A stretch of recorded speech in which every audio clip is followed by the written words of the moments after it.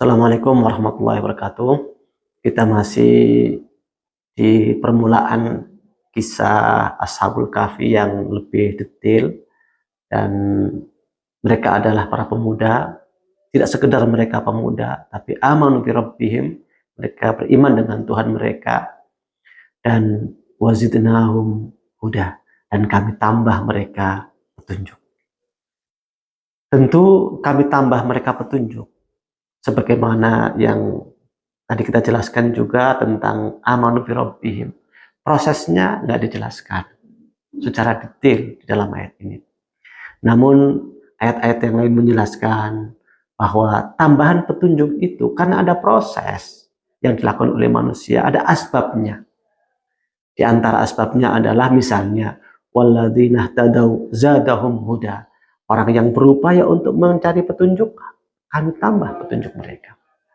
Atau kalau kita ambil dari sabda Rasulullah Sallallahu Alaihi Wasallam bahwa para sahabat radhiyallahu anhum itu punya kebiasaan, dan kebiasaan mereka adalah hayya najlis nu'minu sa'atan.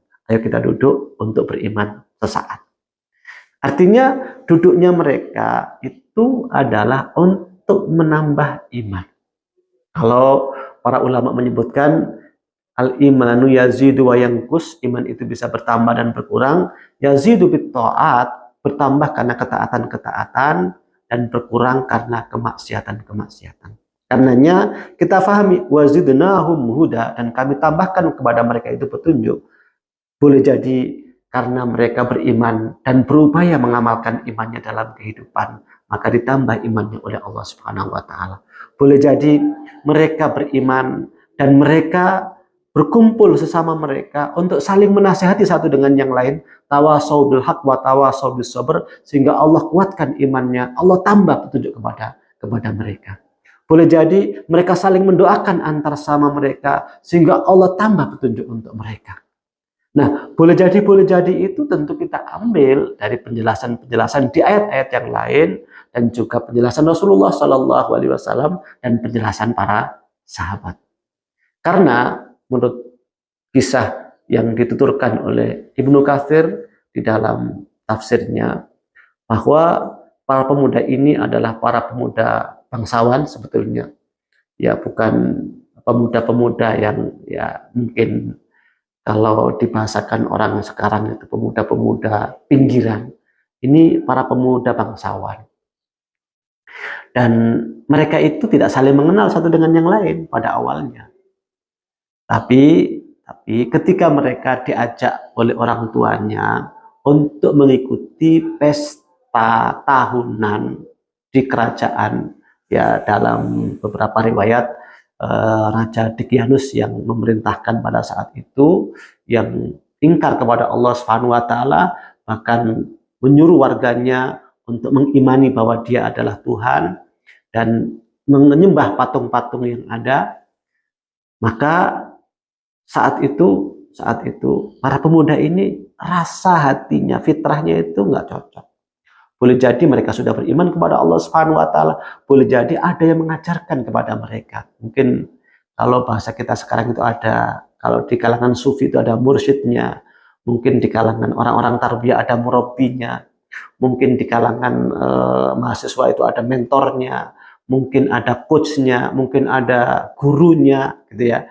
Namun nggak diceritakan dalam ayat ini siapa gurunya, siapa yang membimbing mereka, siapa yang menuntun mereka untuk beriman, bertambah imannya, kemudian Allah tambah hidayahnya kepada mereka, nggak diceritakan. Tapi yang diceritakan oleh Ibnu Katsir, bahwa mereka ini para pemuda yang tidak saling mengenal. Awalnya sekali lagi mereka itu diajak oleh keluarganya untuk menghadiri acara tahunan menyembah patung, sujud pada patung-patung yang mereka bikin sendiri, dan itu atas instruksi Raja Dicyanus. Nah saat itu mereka nggak suka dengan perilaku seperti itu, mereka nggak mau. Akhirnya mereka menyingkir diam-diam. Salah seorang di antara mereka duduk di bawah pohon, kemudian yang satu lagi datang lagi di sekitarnya situ.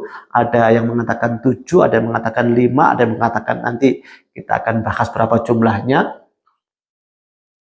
Namun yang pertama tadi,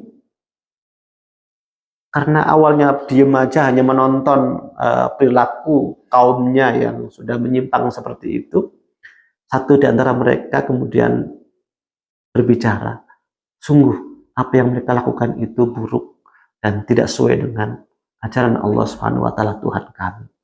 Akhirnya satunya pun merasa sama, kemudian mereka berhimpun, saling mengenal. Nah, boleh jadi mereka setelah berhimpun itu tentu tidak hanya sekali bertemu, kemudian langsung diancam, enggak. Pasti ada prosesnya panjang. Tapi proses panjang ini enggak diceritakan secara detail di dalam kisah ini, karena sekali lagi Al-Quran itu bukan novel.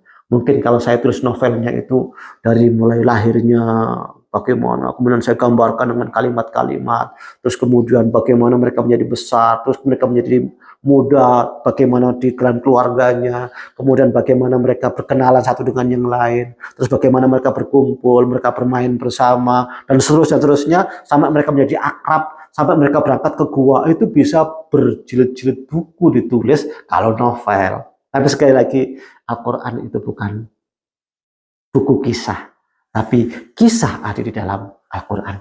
Makanya kita nanti akan jumpai kisah-kisah dalam Al-Quran itu nggak runut dari awal sampai akhir. Kadang-kadang kita sepotong dikisahkan, nanti di tempat yang lain dikisahkan lagi.